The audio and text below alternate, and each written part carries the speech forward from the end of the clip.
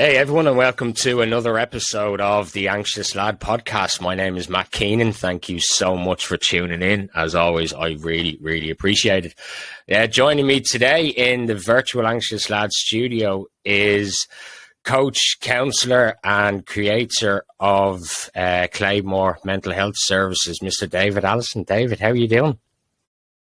Good morning from Scotland. Yeah, I am very well. Very well. Good. Is it as cold in Scotland this morning as it is here? Well, it's a kind of a Scottish summer's day. There's a mist. I live in the country. I'm looking at the mist on the hills, blue skies, howling wind to my left and rain to my right. So it's kind of a normal day. Yeah, no, it's a dark and wet, miserable day here this morning. So, but sure, it's what we're used to, I guess, at this stage. So, how have you been, buddy? How are you keeping? Yeah, keeping good. I can't believe we're already nearly into March. We're halfway through February now. Yes, it's quite a special day for me today. Not because it's Valentine's Day, but because it's my granddaughter's 7th birthday. Brilliant. So looking forward to catching up with the family a bit later on, albeit on video. But no, it's good. Yeah, good stuff. And work-wise, yeah, I mean, as we talked just before we come on air, Claymore Mental Health Support. This is our big year. We set it up last year, and we're ready to go this year.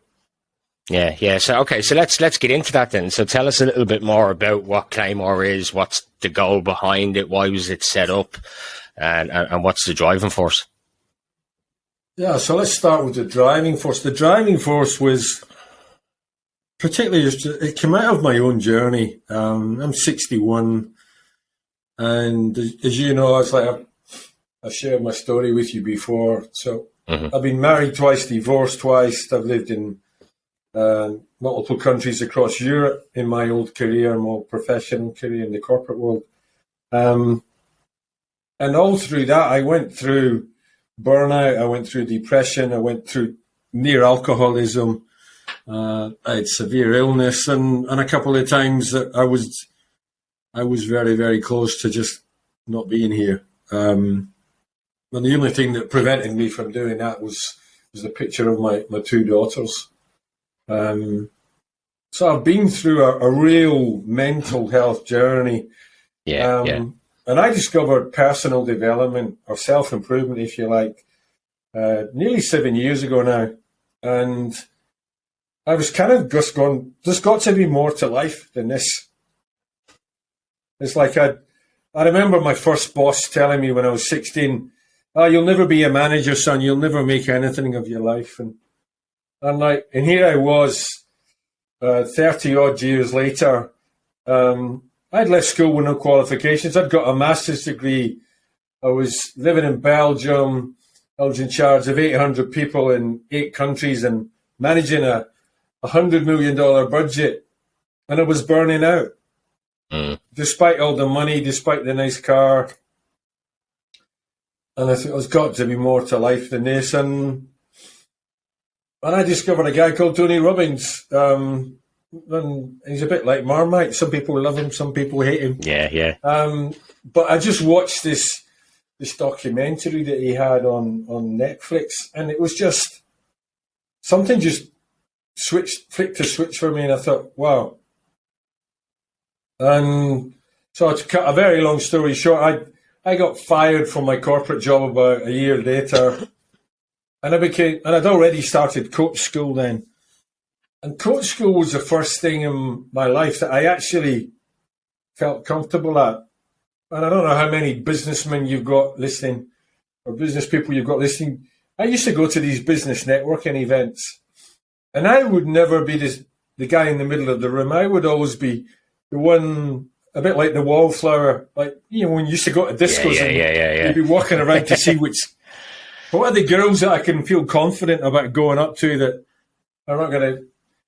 And it was a bit similar in business. It's like, well, I don't want to say the wrong thing or do the wrong thing or people to. But when I went to coach school, it was great. It was just like, I was the first person in the class on day one that said, yeah, I'll practice being a coach, or I'll practice being a client. And as it's gone on now, it's like I've been a coach 5.5 years. I've also learned some therapy things, hypnotherapy, NLP, and some spiritual things as well. And it's like I've done well over probably around 4,500 sessions with clients. So it's like putting on your slippers when you come home. I just love working with people and talking to people. And what I recognized was a lot of my clients, and it doesn't matter how much money they had in the bank. I talked to one of the wealthiest young men in England, one of the top 1% banking families, and he had been through a burnout. He'd been in a rehab center, and I'm thinking, and I remember listening to him, and I'm thinking, wow, this young man's worth billions, and even with all that money, he still has issues with his mental health. Yeah. And now I moved back to Scotland in 2019, and I now work. There's a lady in the next village to me who's got MS, and I've been working with her for a year to help her get her mind in a better place and get her mental and emotional health in a better place. And the improvements in her in a year have been incredible. I had another client who I worked with a few years ago, and he had been diagnosed with clinical depression for 25 plus years. And he's now off all these meds. He's running marathons, he's doing yoga, and he's trained as a hypnotherapist and a coach. And he's going to be joining me in my Claymore team. So for any of your listeners, it's like wherever you are right now is not where you're going to be in the future. No. But the thing that will change that is you. It's like, and you might be sitting here thinking, I'm stuck, I've got nowhere to go, nowhere to turn to. That's the thoughts that you have. You can change your thoughts, and you can change something in your life, because Matt can't change it. I can't change it.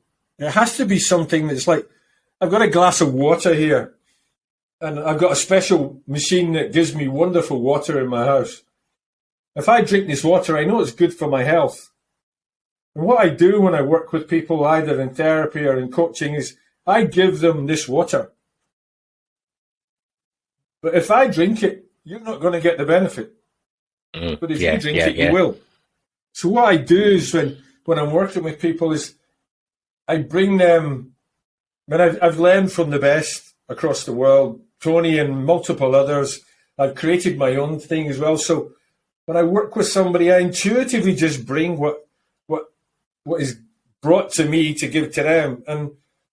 But there's an old saying, you can take a horse to water, but you can't make it drink. Yeah, for sure. And nobody's a horse, right? But the thing is, nothing will change in your life unless you do something different. So, and for me, I like to keep things simple. There's 3 things in life that will change, that shape your life, and when you change them, your life will change. Number 1 is your beliefs. Number 2 is the emotions. So what are the emotions that you live in every day? And number 3 are your habits. And when I talk about habits, I don't mean when we go to the fridge at 10 o'clock at night, as I know you and I have both done that, and we pulled a beer out of the fridge and, there's a bit of yesterday's pizza. I'm not talking about those habits. I'm talking about, what are the habits of your language? What are you saying to yourself every day? What are your mental habits? How much time do you spend on these things, the mobile phone? How much time are you looking at other people's stuff on Facebook or Instagram or whatever channel you're watching? It's amazing how much time we spend in other people's business. Yeah.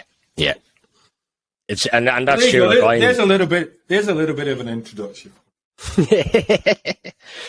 But you're right. So you've touched on a few things there that I'd like to kind of go back to and get you to elaborate on a little bit more, I guess. And the first thing is you're right in terms of the phone and stuff. Like I guess for me it's kind of a necessary evil right now. because I'm, trying to plug the podcast, trying to get that going, lots of other things happening. So I'm constantly on it. And my wife will tell you every time she looks at me, I'm on the phone, right? But it's either I'm talking to guys on Messenger or on Instagram, whatever, and trying to get people queued up and get interviews lined up for the podcast or whatever. So I'm constantly talking to people. Or I'm posting stuff on TikTok or Facebook or Insta, or I'm, just out there having a look to see kind of what's going on, what's the world telling me. But you're right, we do spend so much time on that. And as you say, where you are now, and it doesn't matter what your background is, it doesn't matter what your ethnicity is, your race, color, creed, religion, it doesn't matter. Mental health will hit every single one of you at some point in your life. And I spoke to a guy the other night, actually, in another episode to come as part of like this counseling psychologist sort of theme I'm doing at the moment with some of the guys. And he brought up an interesting point kind of towards the end of it, in that when we talk about men's mental health and guys trying to talk about it and trying to get their stuff, trying to get their lives in order, is why, if they know there's a problem, or they know they're going to hit burnout, or they know things aren't really right, what's that? And I'd be interested to hear your take on this. What's that one thing, do you think, that's stopping them from actually doing something? Like from reaching out to a coach or a counselor, or they're unhappy in their job, they've just hit burnout, marriage broke up, whatever the case is, right? They're coming up to that point in their life, maybe, where something's about to snap. What do you think it is that stops us? From taking that step? Yeah, it's a great point. I think there's two things. Matt. The first one is our conditioning as men, where we're meant to be the alpha man. We're meant to. It's like traditionally, I know, like, from my father's generation and my grandfather's generation, like, life was different then. It was like living was hard. Like, you're in Dublin. I grew up in Glasgow. Glasgow, when I grew up, it was a shitty place. It was dark. It was depressing. And I can remember one of my first bosses. I worked in a supermarket, big supermarket. And my boss was a little man, and he had it in for me. And I remember one day he tore strips off me. I was up in his office. He called for me. I got up to his office, and I remember he tore bloody strips off me, and I was just pushing so hard not to let the tears come. Then he started effing and blinding at me. Yeah, big fucking Jesse, don't you start those fucking tears on me, Alison. And it's like, and that was the conditioning. And the thing is, like, we inherit the beliefs of our parents and our grandparents, and even nowadays, it's like, when I grew up, society, you were either a man or a woman, and and hardly anybody talked about being gay. And now look at the world where we are now.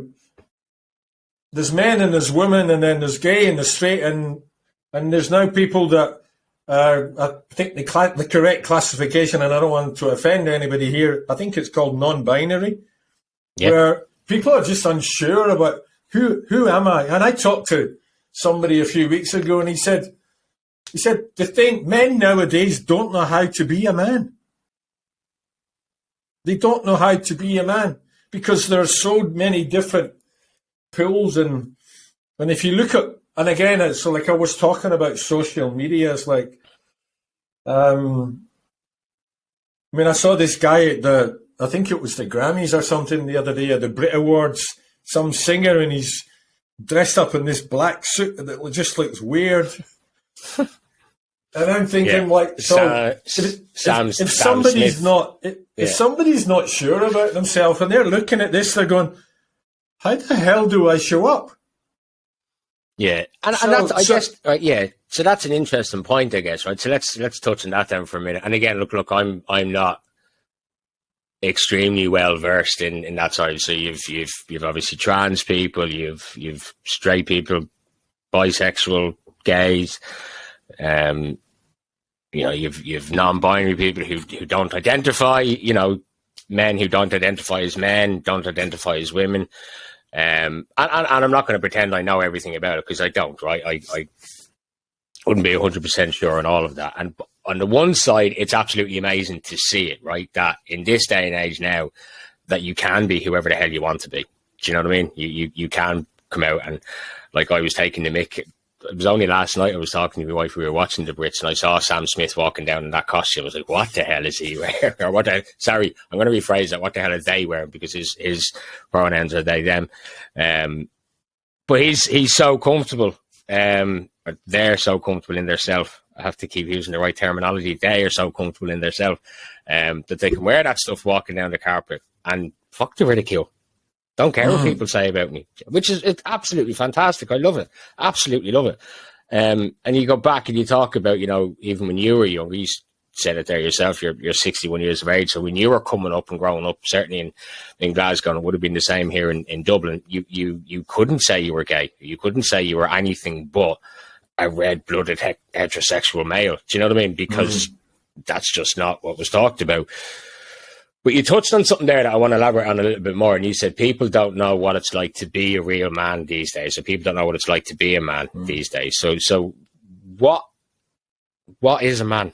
What is a real man these days? Is it the stereotypical type of 40 odd years ago, where we went out and where the breadwinners and the wife stayed at home and was a good little housewife and kept the home fires burning while we worked? Or is it now what most men are trying to achieve, in that, it's 50-50 in the home, and we look after the kids just as much as our wives do, or our partners do? Or, what is a real man these days?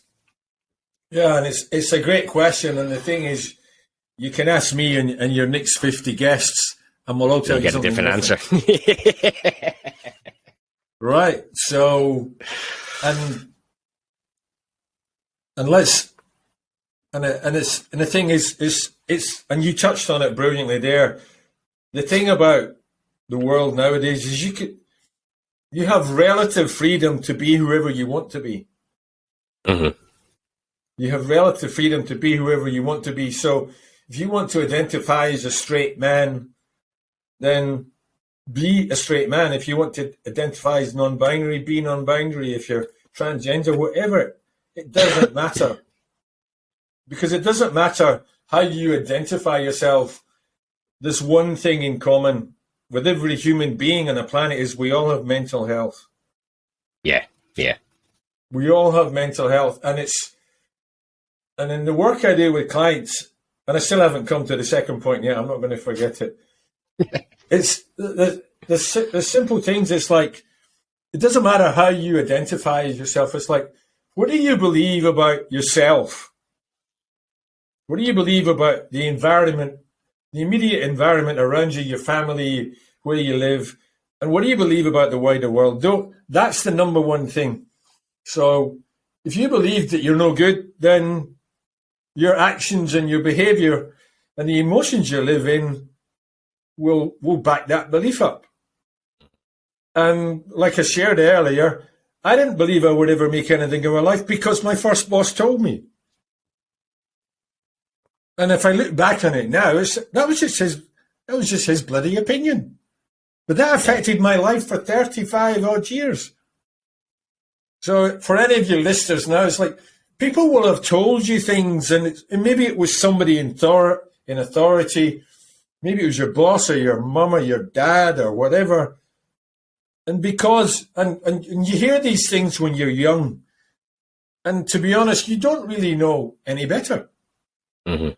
And oh my God, my boss told me I'll be no good. And if I think of my granddaughter, like, she has heard so much in the first 7 years of her life, and that's where we form our beliefs, is in the first 7 years of our life. That's when our personalities are growing. And I mean, I know you've got kids, so you watch your kids go from little babies, and then they start to walk, and then all one day they become cheeky little shites, right? Oh, wait a minute, you just talked back to me. There. Yeah. And then when I was growing up, a lot of my friends is like, don't talk back to your father, and you would get a slap on the head, right? And if that happens nowadays, then there's somebody reporting you and all sorts of things, right? So it's about, like I said earlier, it's about what you believe. It doesn't matter how you identify as a human being. It's about, what do I believe about myself and the world around me and the wider world? What those beliefs are will shape how every day in your life turns out. And the second one is, what are the emotions that you live in every day? So this is called the anxious lad, right? So if you're an anxious lad, pretty much a lot of us will be living in anxiety every day. Mm-hmm. Living in anxiety, it's not good for your health. And I know I've been in the dark places. So if you don't want to be anxious every day, it's like, what emotions would you like to live in every day? Have you even thought about that? Mm. And the things I do to help clients is, okay, so what's that emotion that you want to live in? Well, I would just like to be a bit happier. Okay, so what's one thing you can do right now to be a bit happier? I don't know. Well, give yourself permission not to know the answers. Give yourself permission not to know the answers. And then ask the question again. So it's okay that I don't know the answer. But if I did know, what would be one thing I could do that would make me more happy today? And immediately your mind will start looking for that answer. Wow. I could put on my favourite bit of music, or I could go walk down at the beach, or I could just phone my buddy Matt over in Dublin and see how he's doing. And then the third thing is those habits. What are those habits you've got that you really know you want to change? Which brings me to the second point. What stops us changing is fear. And going back thousands of years, like men were the hunter-gatherers, the providers, and the things we were most afraid of would be the saber-toothed tiger, or the dinosaurs, or somebody coming to steal your food or whatever.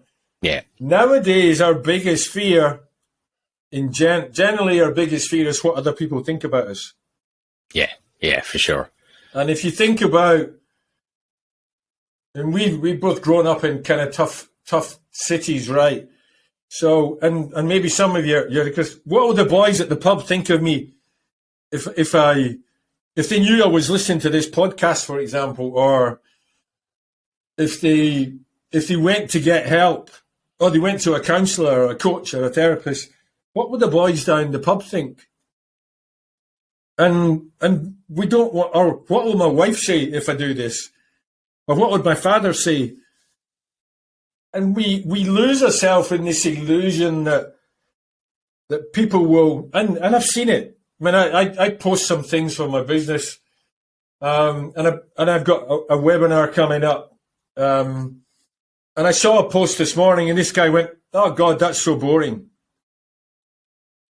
And immediately, as a man, you think, "Oh my God, that's so boring." If he thinks it's boring, and this is just a complete stranger. Mm-hmm. And if your friends are going, "Well, oh, man the F up," or whatever it is. Yeah. Think about it, Gat. Think about it. And there's probably women listening as well, or however you're identifying today. It's like, if the people around you are not supporting you, if the people around you are not giving you that space to get the help that you need, then you got to question, do I want this person in my circle? Yeah, for sure. It's like you've got to be surrounded by people that will support you. Yeah, absolutely. And when you get married, you make that promise, sickness and in health, whatever. And when a lot of people are not married nowadays, and it doesn't matter the relationship you're in, whether it's your intimate partner, your friend, your business colleague, it's like, if people around you are not supporting you and not being your cheerleader, then what the hell are they in your life for? Yeah, it's funny actually. I saw on one of the mental health groups couple of weeks ago, there's a post somebody put up, and it said the more you're willing to grow personally, the smaller your circle gets, or the smaller your circle will get. And I think it's true to a certain degree, like, and as you say, that fear factor of it. But that's, again, I think that kind of comes back to your point earlier about how much time we spend on our phones, on social media, on, you know, all the different platforms that are available now, and you're putting up you're seeing everybody putting up all of these pictures of, you know, this perfect lifestyle or whatever. We don't know obviously what's going on behind closed doors, or we don't know the reality to it, but, you know, they could be putting pictures of themselves all happy and laughing and this is great, but that's a perception. That's a lifestyle they want you to perceive that they're having in some cases. So when you're constantly being bombarded with that kind of stuff, again, the fear factor comes into it. Is like, well, how the hell do I step out of my comfort zone and actually say, do you know what, lads, I'm actually not okay at the moment, and I need someone to talk to. I think you're right. You've hit the nail on the head. It's the fear. It's the fear of the unknown. It's the fear of what you're going to uncover. It's the fear that conversation you want to have with a friend or something is going to get rejected, and maybe it's not going to be rejected because they don't care. And I did a video on this morning, actually, and posted it on TikTok and Instagram and stuff. And I think as men, there's a fear factor there. We don't know how to talk. We don't know how to express our feelings. We were never taught how to do that. I've said it loads of times. My wife will always say to me, if she's having a shitty day or whatever's going on, a glass of wine with a couple of her mates is like one of the best therapy sessions she could ever have, right? Because but women are so open about doing it, and I think that's the place we need to get to as men. But the video I did this morning was looking at, and I was going to talking to a guy yesterday about it, is that if we've never been taught to talk, we've never been taught to show our emotions, we've always been told to repress it and push it back and, you know, man up and don't cry and don't show emotions and all that. But how the hell are we supposed to be a listener when somebody actually wants to talk to us, when somebody needs to talk? Great point. Because if we can't be emotionally mature enough to have a conversation, to open up that dialogue with somebody, there's no way in hell we could be on the other side of it being the person who needs to listen at that point, you know? And that in itself will cause a massive problem then, because if you came to me and you're like, Matt, listen, it's hit the fan again, buddy. I don't know what to do. And I'm like, look, Dave wants to have a deep and meaningful conversation. I don't know. And in my head, I'm like, I don't know how to do it. So did you see the football last night? Did you watch that? And so quickly the conversation would get sidetracked. That can then put you in a very difficult position, because you're then thinking, right, there's no point in me trying to talk about this. I'll just go back inside my own head, you know, and that pushes guys even deeper. And then for me, then I'm kind of thinking, fuck, he actually wanted to talk. How do I do it? How do I approach it? Just shut up and listen. That it's as simple as that, I think. And in my opinion, if somebody wants to talk, if somebody needs to talk, don't try and do the man thing where you need to think you have to fix it. Just sit back and listen and just let them get it off the chest. But I think we need to be a bit more aware of not only, you know, the start talking aspect of things. I think we need to be a lot more aware of the listening, the active listening element that's involved in having those conversations then as well. And as you said, and there's fear on both sides of that. Yeah. It was interesting because I'm doing some there's a thing we have in the UK called mental health first aiders. Yeah. And in my company, where everybody that joins the team does this training. And I've got the book in front of me here. And the important thing is, it's just about being empathetic when somebody reaches out. Yeah, it's like just be as present as you can with the person, right? And it's like, and you don't have the answers. It's like, so you don't need to have the answers, but just the fact that somebody has taken the time to listen, like particularly if your lad's down the pub, right? Mm-hmm. And your example there was great. It's like, shit, what do I say? Well, you just be quiet and let them speak. And and be empathetic. It's like, oh God, empathy for a man. That sounds like you're a big fucking Jesse. But it's like, what is it your friend needs most in that minute? They just need somebody to listen. Yeah. And you don't have to speak. You just let them talk and go. And for any of your people listening that have been in this situation, it's like there are organizations that can help. There's Samaritans, and there's some other numbers. Maybe we can share them a bit later, Matt. And that's one of the reasons why I started Claymore Mental Health Support, is because it's like people can go to, like Andy's Man Club as well. There's a big charity in the UK. Yeah. That's it's like more and more men. I think there's somewhere around 130 clubs, and every Monday night there's 3,000 men walk through a door to have a conversation. Now, I found out about this charity about 6 months ago. It's doubled in size in 6 months. Yeah, he's doing amazing. So more and more men are, and I'm just going to use some, like more and more men have got the balls to walk through a door, and talk, and all that. And what the charity does is they just provide a space for men to talk. Yeah, and it's facilitated by somebody. And what we're going to do in Claymore Mental Health is, it's like, okay, you've had the balls to go and have a conversation. Now you've had the conversation. Maybe you want a bit more. You don't want to keep having this conversation, because if you keep having the same conversation, 9 times out of 10, it won't get any better. Mm. And for some men, just being able to have the conversation is enough. You can go, I feel better for getting that off my chest, and it never comes back to bother them. But for most men, and Paul, who works with me, he runs one of these groups, and he said a lot of the time men just come back and they're telling the same stuff over and over and over again. And from the work I've done over the last 5.5 years, all that does is increase the pressure on you. Yeah. It's like those memories, that emotion, that, and I'm going to use a strong word, that trauma, if you like, that experience. If you can't find a way for that to move, to make peace with it and to move on from it, that's what takes many, many people into the dark places. Yeah. Because you just the more you talk, it gets worse. Yeah, and do you think, because that's a good point, actually, do you think then,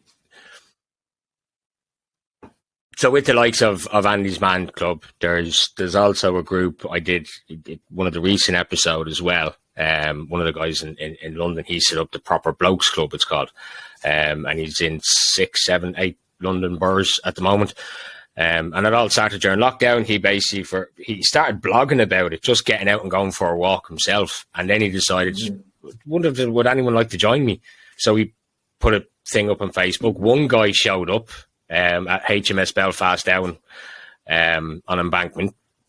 The 2 boys went for a walk. They chat shit along the walk, went for a pint, and boom, that was the beginning of it. And now there's like, a few hundred lads meeting up every other night of the week, and they're in Finchley and Upminster and down by Embankment, and it's amazing, absolutely. And what's really good about it is that there's a huge range of age, so you can see guys that are in their 50s and 60s, but there's also young lads coming out who are in their early 20s, mid 30s, whatever the case is, and it's absolutely fantastic. Right now, on the one side, and I think it does come back to that fear question, right? So if you say there's guys that walk into these places, right, or even into your therapy or whatever, and they keep having the same conversation over and over and over again. I'm depressed. This is what happened. Blah blah blah blah blah. And for some people, that's, as you say, right, that's enough. Just to get it off your chest is enough for them to kind of go, I did it. I spoke about it. On the other side, then, is there a fear of letting that go and being able to grow from it? And that's what's stopping them from, or that's what, I guess, what's making them just keep going around in circles telling the same story. Is it, again, a fear factor of looking deep into what's going on and actually trying to make that change happen? As you say, break those habits or break those emotions. Yeah, and the thing is, it's like, as humans, we don't really like change. It's like and again, I can talk for hours about all this stuff. But there's needs we have as humans, right? And there's four basic needs as humans. We need love and connection. It's like nobody really enjoys being on their own, and some people do. I mean, I live on my own, but there's times that I crave the connection of somebody else. Yeah. And as human beings, we want love. We want to give love, and we want to receive love. And the other thing is we like certainty in our life. So if you have a job, then you have the certainty, in inverted commas, of a pay packet at the end of the month. Yeah. So we like certainty. So we like stability in life. People want life to be stable, in general. But if everything in your life was stable, you'd be bored shitless.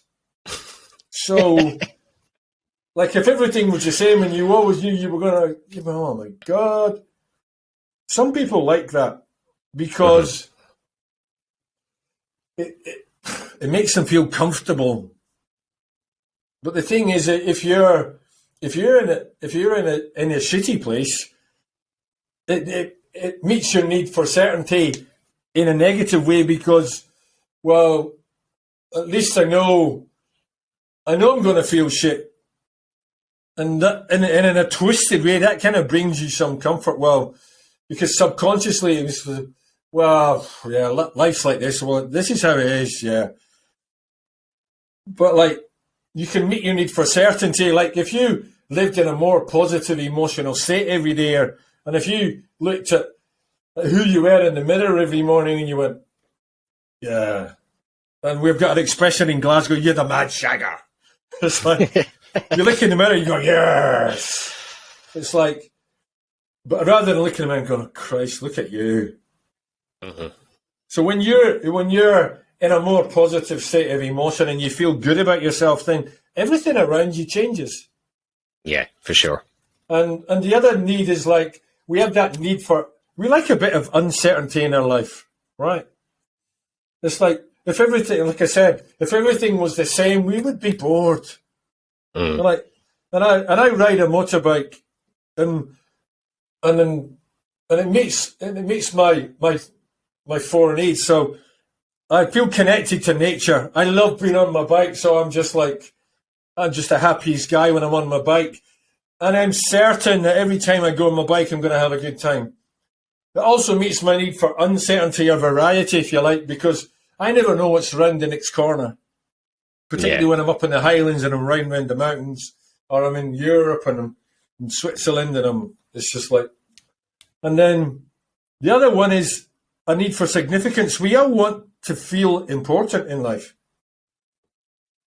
And it's like, and a lot of people listening, it's like, when you're in that state of an anxiety or depression, or you're frustrated or you're angry, you don't feel important. You don't feel worthy or good enough. So you're not meeting that need. And that's when we turn to, and I can remember 11 years ago, I lived in Amsterdam and I was having a shitty time. I just got divorced. I was ill. That's when I was suicidal. And I would feel important enough when I'd had 6 pints of Guinness. Because like 6 pints of Guinness, I'm the life and soul of the party. Yeah. And people are laughing and going, oh my God, I feel important, I feel loved, I feel connected. And then I would go home and some nights I wouldn't even make it into my bed. I'd crash out of my couch and you'd wake up in the morning with that, and then you'd feel like shit again. Yeah, so there's those needs as a human. But sometimes we like staying there because the thought of being somebody different than who we are now is too scary. Mm-hmm. And it's like, what would life be like for you if you could lose that noise in your head, that little voice that said, you're not good enough, Matt. You're a piece of shit. You're a crap father or whatever. If you could stop thinking that thought, who would you be? And so for your listeners and the viewers, it's like, who would you be if you stopped thinking that thought? Mm. And if you think about it now, well, if I stopped thinking that I wasn't good enough, well, maybe I could actually do better in my job, or maybe I could be a better dad, or maybe I could join the football team again, or whatever it is, right? And all it takes is one thought. And it's almost like, what if? Well, and immediately I can hear some of the people going, well, what if it all went wrong? And that's what we do when we're in a low emotion, when we're living in these negative emotions. You immediately go, what's going to go wrong here? Yeah, and that's absolutely spot on, because like I do that myself all the time, and I'm getting better at it. And I've been through enough different types of therapy over the last 2 years. There's an episode that's going to drop tomorrow. I did a kind of a deeper dive into the hypnosis stuff, and some EFT and NLP and stuff like that. We obviously have a mutual friend in Keane, and Keane did some hypnotherapy with me a few months ago before Christmas. And all of that is just, just little building blocks, I guess, to getting better and getting more confident and coming out of that anxious state and stuff. But I still do it. Like my wife will say to me, why don't you do this or why don't you do that? And because I overthink everything, within 30 seconds or within 3 seconds, I've listed 30 things that could go wrong if I do that. Mm-hmm. And I've not looked at the what if I actually do. So do you know what I mean? Let's pause there. That's it. Because stop asking the question, what can go wrong here? And I say, so what are the possibilities here for something to go right? What are all the things that could happen if I stop thinking these because all it is a thought. It's a thought. And you have thousands of them every day. Thousands of them every day. And you don't even know what they are, because they're in your subconscious mind. They come from your beliefs, the emotions you live in, and the habits you've got. Yeah. So if you start changing those beliefs, and we need a whole other episode to talk about how you change beliefs, but beliefs just come from a thought. All beliefs are is a thought that you've either heard from yourself, or you said to yourself, or somebody's told you something. Like my first boss said, "Oh, you'll never make anything of your life, son." One bloody statement, and it lived with me for 35 years. Yeah. Right, so, and all it was something he thought in that moment. I don't even know if the old bugger is still alive, but it's like if I met him now and I had a conversation with him, or I met him in the pub, it's like, I wonder what he would say, right? Yeah. Oh, I was just having a shitty day that day. Or, cheers for that. I just had thanks very much. You just messed up my bloody life with that. But you can see how simple. It's one thought, one statement. So, and I think the language that we use is so important. It's like, and I talked about it earlier. Those habits. What's those habits of language that you've got? What are those patterns? How often are you kicking the shit out of yourself every day? Mm-hmm. Yeah. Oh my God, what could go wrong? Well, what could go right? And then write down those things. What could go right here? And then start working towards what could go right. What's wrong is always available, but so's what could go, what's right as well. Yeah. It's like you've got it. They start changing. It's like, oh, here's that bloody thought again. Hello, you again. Thanks very much. But I'm going to choose to ask a different question today. Just start asking yourself different questions. What can go right here? What can I do differently? What emotion do I want to live in? How do I want to feel right now? What can I do to feel that way right now? Start asking yourself more positive questions. And you're going to go, yeah, but I've done that and it doesn't. Well, I've tried everything. So you probably tried it for a day. When you were learning to ride a bike, were you one of these lucky bastards that could ride a bike the day one? Most of you weren't. You rode the bike, you fell off. The next day you rode it a wee bit further, you fell off. And you fell off and you fell off and you fell off. Then one day you could ride a bike. And then you started doing wheelies. It's the same when you start to take control of your beliefs, your emotions and your habits. You can't just become an Olympic medalist by going to the gym once a month. You've got to start building that muscle every day. So that language you say every day, build on it every day. The emotions that you live in, build the muscle of using more positive language, build the muscle of your self-care. It's like, stop looking at this bloody thing for 6 hours a day. Switch it off, put it in a cupboard. Yeah, and again, like, really interesting point. I think, again, that kind of comes back to, like, you know yourself, I'm going through the whole coaching element thing now and the NLP and CBT and all of that kind of stuff. And what I find really interesting about, I guess, the NLP side of it is, and you've quite rightly said it a few times, the example you've given of the teacher back in the day telling you something, and then that's stuck in here.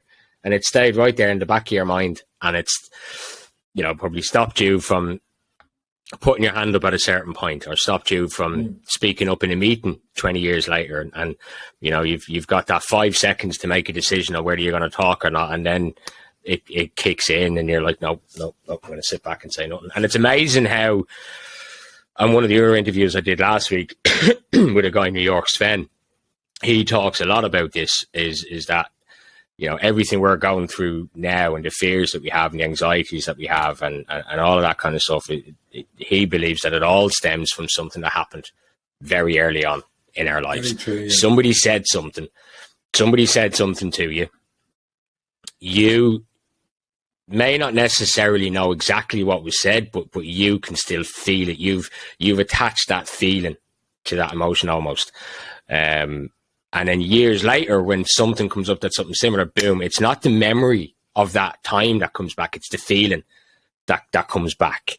And then that's what will make you recluse back again, or will make you snap and get angry, or make you scream and shout, or will make you fall into tears, or whatever it is. It's that feeling and emotion that you felt 30 odd years ago as a 6, 7, even a 15-year-old. But it can all have a massive impact years later if you keep attaching that feeling and that emotion to certain things in your life. And as you say, you need to try and, I guess, like going to the gym, your brain, you need to just keep training with it and keep trying. As I said, like with me, I've done conventional therapy, I've done CBT work, I've done hypnotherapy work, I've done breathing exercises. I'm chucking everything at it now at this stage to try and get my head sorted out and get it done. And it does. I find it gets better and better and better every day.